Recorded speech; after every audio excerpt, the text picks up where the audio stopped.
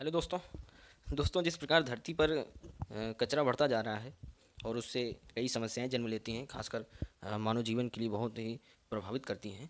तो उसी प्रकार यदि हम अंतरिक्ष की बात करें तो वहाँ पर भी कचरे की मुसीबत भयंकर रूप धारण कर रही है और देखा जाए तो बहुत ही तेज़ी से बढ़ रही है। तो आज हम इस वीडियो में अंतरिक्ष कचरे से जुड़े टॉपिक को रखने वाले हैं और उसके साथ साथ हम ये भी बताएंगे कि उसके लिए क्या उपाय किए जा सकते हैं और देखा जाए तो इंटरनेशनल लेवल पर यानी कि अंतर्राष्ट्रीय स्तर पर उसके लिए क्या उपाय किए जा रहे हैं। उसके साथ साथ हम ये भी जानेंगे कि जो अंतरिक्ष कचरा बढ़ता जा रहा है उसका कारण क्या है, कि जो इतना ज़्यादा कचरा अंतरिक्ष में उपस्थित हो चुका है और कितना है। तो ये सब कुछ हम बताने वाले हैं, तो वीडियो को लास्ट तक देखिए, इसकी मदद कीजिए। चलिए स्टार्ट करते हैं। तो यदि हम वैज्ञानिकों के मुताबिक बात करें तो अंतरिक्ष में इस समय देखा जाए तो लगभग 8400 टन से भी ज़्यादा कचरा मौजूद है, यानी कि 8400 टन से भी ज़्यादा कचरा इस समय अंतरिक्ष में मौजूद है, जो इधर उधर चक्कर लगा रहा है या इधर उधर घूम रहा है। यह पृथ्वी पर कभी भी गिर सकता है। तो यदि हम बात करें धरती की कचरे की, तो ये तो सबसे बड़ी समस्या तो है। उसके साथ साथ यदि अंतरिक्ष कचरे की मुसीबत भी ऐसे बढ़ती रही तो आने वाले समय में अंतरिक्ष कचरे की मुसीबत जो है हमारे लिए सबसे बड़ी चुनौती के रूप में सामने आएगी। तो यदि हम बात करें सबसे पहले क्योंकि ये जो कचरा है देखा जाए तो ये जो कचरा है ये देखा जाए तो विभिन्न देशों द्वारा छोड़े गए अंतरिक्ष यान या देखा जाए तो रॉकेट और उसके साथ साथ जो सैटेलाइट प्रक्षेपण किए जाते हैं उनके अवशेष या मिसाइल जो छोड़ी जाती है उसके जो निष्क्रिय इलेक्ट्रॉनिक उपकरण होते हैं वो सभी उसमें शामिल हैं। यानी कि इन्हीं सबसे ये अंतरिक्ष में कचरा जो है बढ़ता जा रहा है। तो क्योंकि ये जल नहीं पाते और वायुमंडल में ही चारों तरफ चक्कर लगाने लगते हैं, यानी कि अंतरिक्ष में। तो ये सब जो है कचरे की कैटेगरी में आते हैं।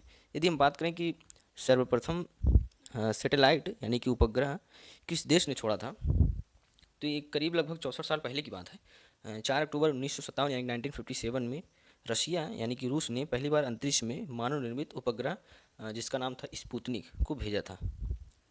तो लेकिन तब इसके बारे में कभी किसी ने नहीं सोचा था कि एक समय या अंतरिक्ष में मानव का यह कदम उसके लिए एक नई समस्या के रूप में जन्म लेगा, जो कि आज हमारे सामने उपस्थित है कचरे के रूप में।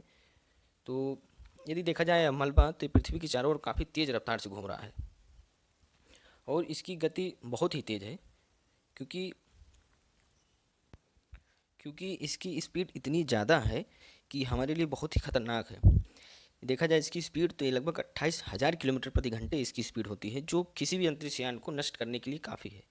यह गति इतनी ज़्यादा है कि कुछ घंटे में ही यह काफ़ी पृथ्वी के कई चक्कर लगा लेती है। यानी कि इसकी स्पीड इतनी ज़्यादा है कि पृथ्वी कई चक्कर लगा लेती है। तो आप देख सकते हैं कि कितनी ज़्यादा इसकी स्पीड रहती है। यदि इसके संपर्क में कोई भी अंतरिक्ष यान आता है तो उसे वो नष्ट करने के लिए पर्याप्त है।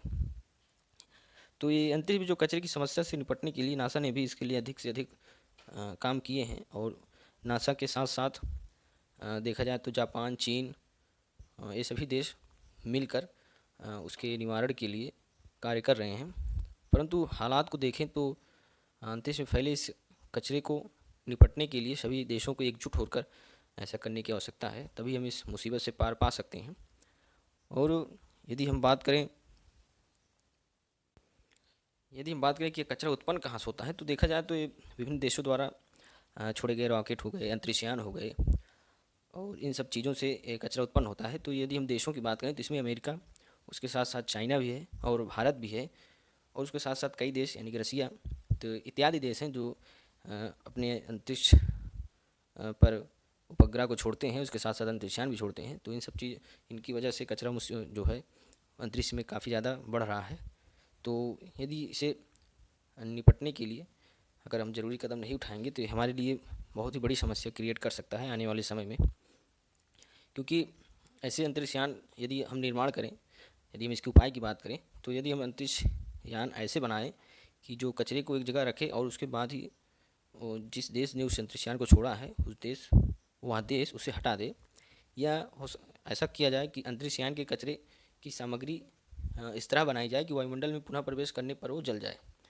तो यदि हम ऐसे कुछ ज़रूरी कदम उठाएं तो इससे हम पार पा सकते हैं। अगर सभी देश इस सख्ती से इस नियमों का पालन करें तो निश्चित ही अंतरिक्ष में कचरे की समस्या से हम निपट सकते हैं और हम आने वाले अपने कल को सुंदर और स्वच्छ बना सकते हैं।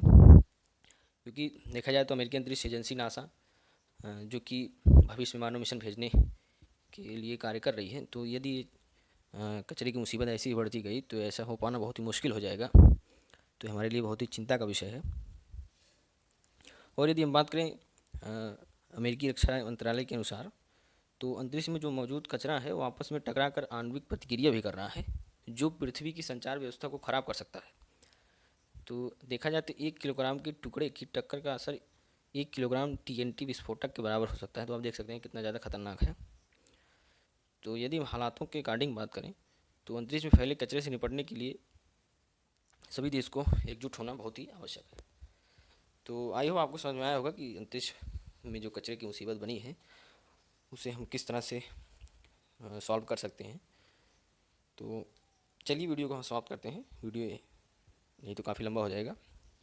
तो देखा जाए तो ये टॉपिक सिविल से रिलेटेड तो है, उसके साथ साथ IR से भी रिलेटेड है, क्योंकि ये मुद्दा है करंट का।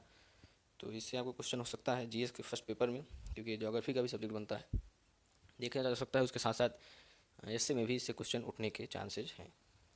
चलिए मिलते हैं नेक्स्ट वीडियो में, तब तक के लिए नमस्कार।